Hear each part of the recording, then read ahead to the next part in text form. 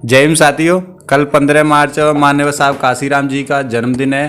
तो कल जो है अम्बेडकर मूवमेंट को मानने वाले लोग पूरे देश में और पूरे विश्व में उनकी जन्म जयंती को मनाएंगे बड़े ही धूमधाम से। लेकिन क्या उनके द्वारा जो मूवमेंट चलाया गया था वो मुकाम तक पहुंचा है या अभी वो कितना चल रहा है? तो इसके लिए जानने के लिए आज हम एक अहम शख्स से मिलने वाले हैं और उनसे एक खास बातचीत करेंगे।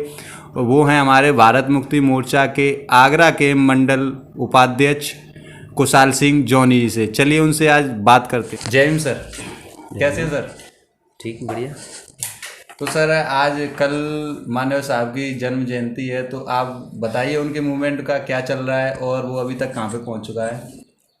मानवर साहब की जयंती तो पूरे देश में मनाई जा रही है और एक तरह से अम्बेडकरवाद का एक दूसरा युग मानवर साहब को लाने वाले जो थे, दूसरे युग को लाने वाले उनको कहा जाता है और ये सही भी है बात। तो पूरे देश में उनकी जन्म जयंती की जो अ, वर्ष ये जो पर्व है, एक पर्व की तरह मनाया जाता है। तो बड़ी धूमधाम से तैयारी चल रही है।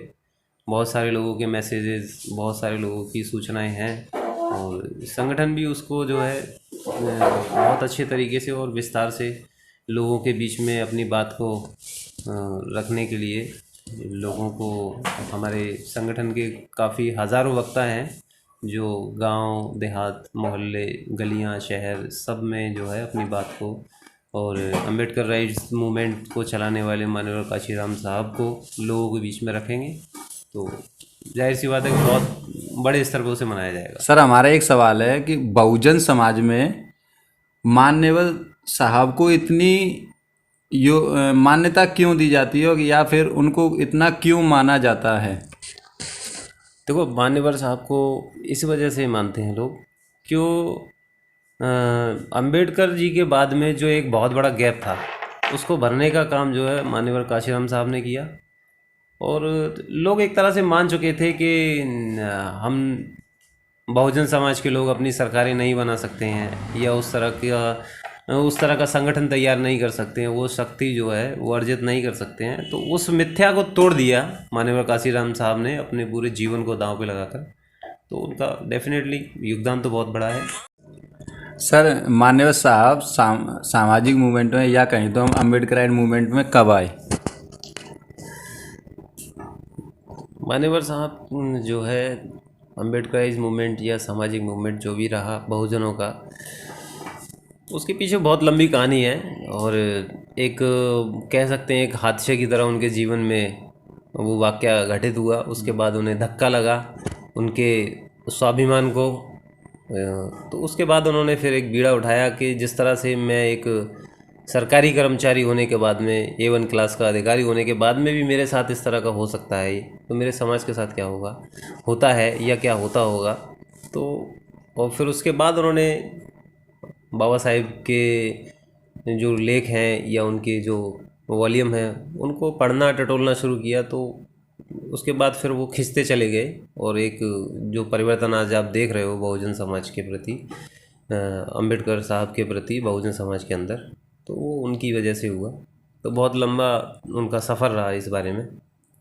अच्छा सर, वो उन्होंने अम्बेडकर मूवमेंट में आना और एक सामाजिक राजनीतिक देश की सबसे बड़ी तीसरी पार्टी तैयार करना और उसको सत्ता में लाना, एक उत्तर प्रदेश की सत्ता में लाना, यहाँ तक का सफ़र उन्होंने कैसे तय किया? देखो, ये एक चैलेंज तो था उनके सामने, लेकिन ये मुश्किल नहीं था क्योंकि जो भी राजनीतिक पार्टियां मान्यवर साहब से पहले थीं या बाबा साहेब अम्बेडकर के सामने थीं, वो एक विशेष वर्ग के लोगों की थी और उन्होंने एक साजिशन कह दीजिए या एक विशेष पैटर्न के जरिए हम लोगों को या बहुजन समाज को बांट के रखा हुआ था। और उनकी वोट का इस्तेमाल वो हमारे वोट का इस्तेमाल, बहुजन समाज के वोट का इस्तेमाल जो है एक अलग तरीके से करते रहे, आपस में बांटना छांटना। और वो लेकिन काशीराम साहब ने उसको पहचाना और लोगों में एक चेतना जगाई कि जब वोट देने के बाद ही आप शासन सत्ता हासिल कर सकते हो, तो सीधा सा फार्मूला है ये सिद्धांत के विपरीत बिल्कुल नहीं है कि जिसकी जितनी संख्या होगी राज उसका ही होना चाहिए। तो काशीराम साहब ने लोगों को इस कॉन्सेप्ट को बड़ी ही सरलता से समझा दिया कि हमारी संख्या ज़्यादा है तो हम जो है इस देश के राजा होने चाहिए, न कि जो अल्पसंख्यक लोग हैं या जो संख्या में कम लोग हैं वो लोग जो है एक तरह से काबिज थे। तो लोगों को एहसास कराया। उसके बाद वो उनका एक तरीका था अपना लोगों को समझाने का, कैडर और एक मिशन, जिन अम्बेडकर मिशन को एक नया रूप दिया उन्होंने, लोगों में जोश आया तो एक नई ऊर्जा के साथ में ये सब परिवर्तन आया। तो लंबा संघर्ष तो रहा इनका, लेकिन वो कामयाब रहे अपने मेथड को समझाने में और लोगों को सच बात को सामने लाने में। अच्छा सर, कुछ लोग बताते हैं और बहुत सी जगह मैंने पढ़ा भी है कि अम्बेडकराइट मूवमेंट अलग है और काशीराम मूवमेंट अलग है। क्या इसकी भी कुछ डेफिनेशन है? क्योंकि जब काशीराम साहब जी पॉलिटिक्स में आए तो उन्होंने बहुत सारे हथकंडे अपनाए, जबकि अम्बेडकराइट मूवमेंट में अम्बेडकर जी अपने नैतिक सिद्धांतों से नहीं हटते थे। तो इसके बारे में सर आप क्या कहना चाहेंगे? देखिए, मान्यवर काशीराम साहब का पैटर्न अलग था, लेकिन उद्देश्य अलग नहीं था। मैंने उनका एक पुराना वीडियो, लोकसभा का ही एक पुराना वीडियो उनका देखा था, लोकसभा या राज्यसभा का रहा होगा।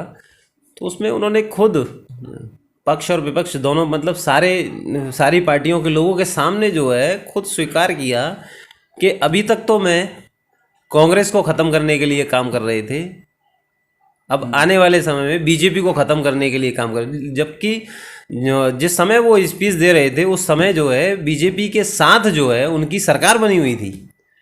तो उनका किसके साथ पैक्ट होना या किसी के साथ आ जाना या किसी को साथ ले लेना, वो एक अलग पैटर्न रहा होगा, उनका रहता था। लेकिन एक उद्देश्य, उनका एक उद्देश्य निर्धारित, बिल्कुल लक्ष्य बिल्कुल साफ था कि किसी भी तरह से हमको शासन सत्ता में बने रहना है और बढ़ते रहना है। केंद्र में और राज्य में और देश के बहुत सारे राज्यों में आज बीजेपी की सरकार है और वो लगातार उनकी गतिविधियां जो संविधान विरोधी हैं। तो इसके बारे में आप क्या कहना चाहेंगे? अच्छा, आज अगर मान्यवर काशीराम साहब होते तो वो इसको कैसे देखते और इसका सामना कैसे करते?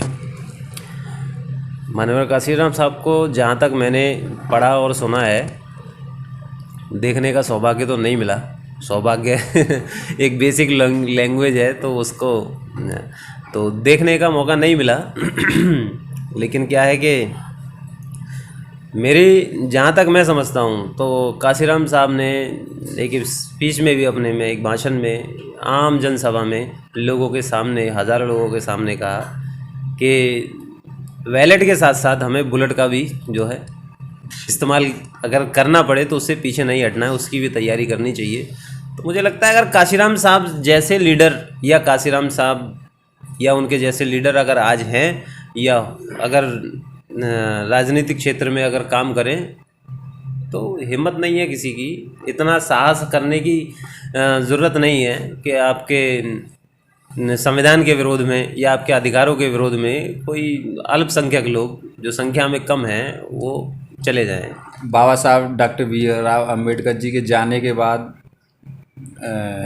अम्बेडकर मूवमेंट में मान्यवर साहब काशीराम जी आए, लेकिन क्या मान्यवर साहब काशीराम जी के जाने के बाद अम्बेडकराइट मूवमेंट को संभालने वाले अभी नेता हैं या अभी कोई ऐसा दिख नहीं रहे हैं? क्योंकि हमारे समाज में बहुजन समाज में बहुत सारे नेता हैं, बहुत सारे युवा नेता भी हैं। तो इस बारे में आप क्या कहना चाहेंगे? देखो, इसमें जो है मैं ज़्यादा डिटेल में नहीं जाना चाहूँगा, आपको मोटा मोटा समझाऊँ। जिस समय बाबा साहब अम्बेडकर थे उस समय लोगों को बाबा साहब अम्बेडकर नज़र नहीं आए। जिस समय मान्यवर काशीराम साहब थे उस समय काशीराम साहब नज़र नहीं आए। आज भी जो है सामाजिक संगठनों में और राजनीतिक पॉलिटिक्स संगठनों में अच्छे लोग हैं, मिशनरी लोग हैं, लेकिन वो आज नज़र नहीं आएंगे, वो नज़र आएंगे जाने के बाद। अच्छा सर, तो आप कुछ संदेश देना चाहेंगे अपने युवा साथियों को और अम्बेडकर मूवमेंट चलाने वाले साथियों को? मैं एक ही संदेश देना चाहूँगा कि मान्यवर काशीराम साहब जी के जन्म जयंती पर हमें उनके संघर्ष को याद रखते हुए और दुश्मन की साजिशों को समझते हुए आपस के झगड़े, चाहे वो सामाजिक हों या व्यक्तिगत हों, वो किसी भी तरह से हम आपस में बैठ के निपटा सकते हैं, लेकिन सामाजिक लड़ाइयों में हमें एक होकर रहना चाहिए और उसके लिए सार्वजनिक तौर पर किसी को भी ब्लेम नहीं करना चाहिए, अपने झगड़े जाहिर नहीं करने चाहिए, क्योंकि परिवारों में झगड़े चलते रहते हैं, मनमुटाव चलते रहते हैं। तो मैं लास्ट में यही कहूँगा कि हमें जो है, जो व्यवस्था परिवर्तन की जो लड़ाई है, उसको साथ मिलकर लड़ना चाहिए, तभी हम सफल हो पाएंगे। ये थे हमारे पूर्व आगरा मंडल अध्यक्ष भारत मुक्ति मोर्चा से कुशाल सिंह जॉनी जी, जिन्होंने अपने बातों को बड़े ही विवेक तरीके से रखा। आगे भी हम किसी मुद्दे पर इनसे बात करेंगे। कैमरामैन शिवम वरुण के साथ मैं सुनील कुमार, जेवी रिपोर्ट, आगरा।